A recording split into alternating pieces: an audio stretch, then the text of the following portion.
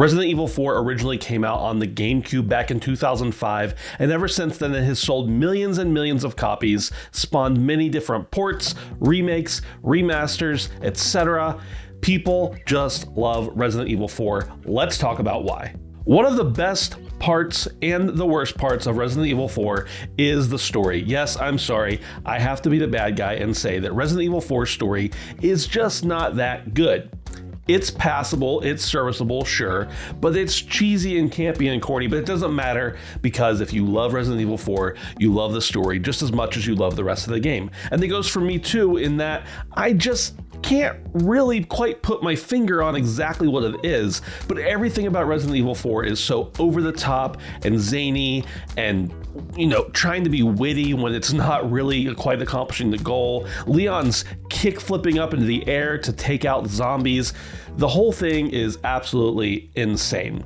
I mean, come on, you're setting out as a police officer to rescue the president's daughter from a crazed cult. It has the premise of a pretty good idea, but in practice, the weakest part, in my opinion, of Resident Evil 4 is the story. But it's one of those games where it is so bad that it's good. And not the whole game, mind you. Just the story. The story is one of those reasons why people just keep coming back to Resident Evil 4, and they love the campiness, they love the banter, they love the wittiness, the camp of it all. Honestly, if the rest of the things about the game weren't so good, I'm not sure the story would have put this one in the Hall of Fame, but nevertheless, here we are. People love the story of this game, myself included. I wanted to take a minute just to thank you for watching the video. If you're not already subscribed, that would help me out a lot. I appreciate it. Button's right down here. The next thing is a little bit relative to the time that the game came out. While now we're really used to a certain style of game, we're used to the over-the-shoulder, third-person action kind of game, the gameplay style for Resident Evil had been very different up to RE4. The camera perspective was fixed, you had a lot of pre-rendered backgrounds that you were up against, and it felt, you know, like a product of its time. Resident Evil had had a few entries in the series before this, of course, and all of them had kind of adopted the same style of play.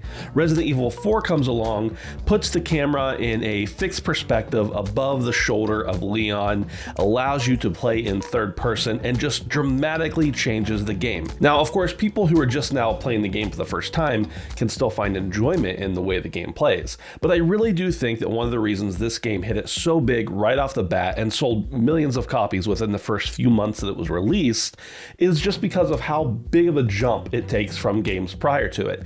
And there are other games in the industry, in the ecosystem that had adopted this in the past, but not many survival horror games had really done so before Resident Evil 4. So just the fact that it totally reshaped the landscape of how the survival horror genre really worked, and obviously it influenced many other games in the future that we'll talk about here in a minute, but if you were someone who was playing the first few Resident Evil games, just totally, absolutely shaking up the way that that worked, the way that you viewed things, the way that you played was well, for lack of a better word, a game changer for the series. There are really only two types of people who like inventory management and people who despise it. But for the people who like it, Resident Evil 4 was a nice change in the system. Yeah, there was inventory management in the previous Resident Evil games, but it was a lot different than it was in RE4. RE4 turns it almost into a mini game in some sense, in that you have to make sure to fit everything into your case that you need for Leon to be prepared. And along with this is not really necessarily inventory management, but you also have the fact that you can progress your guns, you can upgrade them as you go, and this was not really a key feature of many games during that era. You either had gun A or gun B, and you chose between them, and whichever one you had was the one you were stuck with. Resident Evil 4 came along and said, hey, how about you just upgrade your gun and get a little more use out of it, put a little more power behind it. You want to switch to another gun later? That's totally fine, but this one you had before might still be better. Inventory management, gun upgrades, equipment upgrades, specialty weapons in general were a huge boon for Resident Evil 4 and really brought the series into a new era. Now, all the footage that I have here overlaid in this video is from the PS4 port of the game, and that's mostly because I wanted it to look the best that it could for YouTube. But Resident Evil 4 was so successful that it spawned a ton of different ports and remasters and all that kind of stuff. I mean, you had the original that was on the GameCube, and shortly after came the PS2. Of course, they had to put put it over on the PC as well, and then, well, why not? Let's throw it on the Wii. It's the hot system right now. I'm sure it'll sell millions of copies, and it did. It sold about 2 million copies on the Wii. And while we're at it, why don't we take advantage of those crazy controllers they've got over there at Nintendo and just see how it goes? This has inspired many people, and maybe even myself included, to say that it's one of the best ports of Resident Evil 4 that there is in existence. Anyway, we move on, and we later get the iOS and Android ports as well. Not really my cup of tea, but sure, if you want to be able to play Resident Evil 4 and you have an iOS or an Android device, here you go, have at it.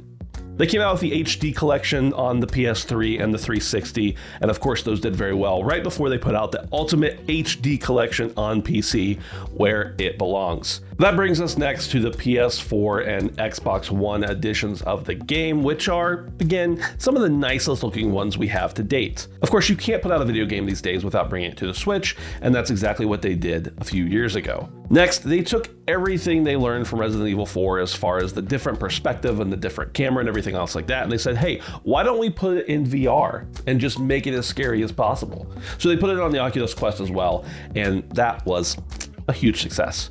Of course, we have the remake of Resident Evil 4 coming out here in 2023, which will no doubt sell millions and millions of copies as well. But that's just one of the reasons why people love Resident Evil so much, is just because it's been iterated on so many different times with different graphics and different modes and everything else like that. So one of the reasons I think that Resident Evil 4 has just lived on so much over the years is there are just endless places to play it. Now, I mentioned extra modes in some of the different editions of the game, and that's true, especially when the PlayStation version started coming out. They started introducing new modes that weren't in the original GameCube version. You've got the Mercenaries mode, which is kind of a high score mode. You've also got Assignment Ada. If that's not really your thing, you've got Separate Ways, which is another mode that allows you to actually play as Ada and see what happens in the time that she and Leon are separated. Of course, all the extra modes also bring along things like costumes and different unlockables. You've got extra difficulty modes that you can do as well. You've got just an insane amount of different kinds of modes that enable you to get more life out of the game. And of course, that also goes for just the replayability of the game as well.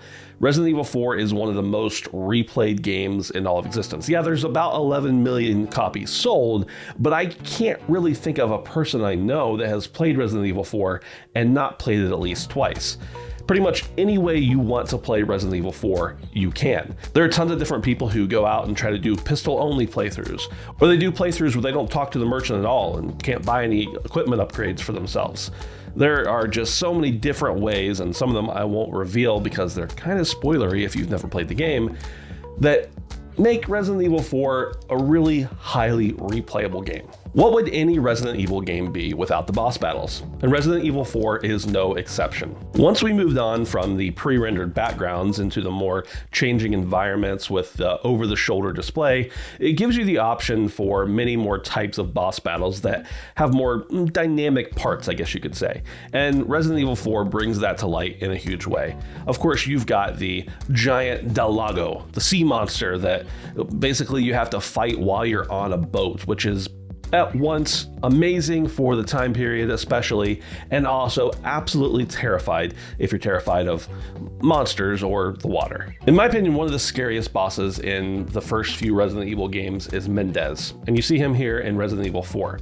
Now, I won't spoil Mendez too much just because of the immense amount of people who haven't played Resident Evil 4 and maybe checking this video out, or the many people who are going to be playing the remake as their first experience at Resident Evil 4. But Mendez is just another really cool, huge boss battle. And these boss battles are not just another enemy to kill. They're set pieces. They're gigantic portions of the game, in my opinion. And it's not quite, it's not an Elden Ring or a Dark Souls type of game where you're just battling bosses. But I really do think the boss battles bring out some of the best things about Resident Evil that it has to offer. I won't spoil any of the other late game bosses, but if you've played the game, you know that some of the later game bosses are just absolutely a treat if you're a fan of horror, and especially if you like things that don't look exactly as they should. One of the really cool things, in my opinion, about Resident Evil 4 is just the entire story of its development. We know that ultimately Shinji Mikami was the person who was billed as the director of the game, and he did see the development through to the end. Of course, Shinji Mikami, if you're not aware, is a legend in the industry. He directed titles like Vanquish and Evil Within, and Resident Evil 4, of course, as well as Dino Crisis, Ghostwire Tokyo, the list goes on. But on top of Shinji Mikami being at the helm for this game, the whole story of the development is really interesting. The first few Resident Evil games had done pretty well, but they really knew they needed a fourth one to kind of hit it out of the park and keep the series going. There were multiple different iterations of the game made early on in development, and one of those iterations actually went on to form the series Devil May Cry. A really similar series when you look at it, but also a lot different when you look at the final product that is Resident Evil 4. But people just love talking about the development story, and that fact used to be a little piece of trivia that people could get away with telling and nobody around knew about it. It's kind of old hat at this point. But that doesn't change the fact that the development of the game is super interesting, and some of the legends in the industry were behind its creation. Now, I talked before about the influence of the game on the genre, and that really can't be understated.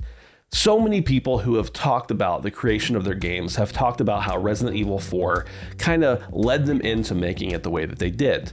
And that goes from anything from other horror games such as Alone in the Dark or Silent Hill Homecoming, all the way to Dead Space. It also, encompasses things like The Last of Us and BioShock and Bloodborne and the God of War series. Many of these directors and people who worked on the game talk about the influence that Resident Evil 4 had on them when they were designing the worlds that they exist in.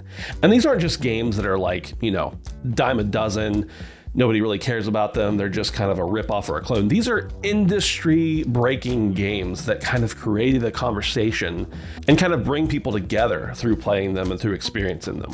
So the fact that Resident Evil 4 was able to spawn so many good ideas and spawn so many inspirations and encourage people to do new things and to try out things with a little bit of a helping hand behind the scenes inspiring them really speaks a lot to how powerful Resident Evil was at the time it came out. Many of those reasons, and also many more, are why I personally love Resident Evil 4, and I assume if you're watching this video, you either want to love it or you already do. Let me know down in the comments what you think about Resident Evil 4.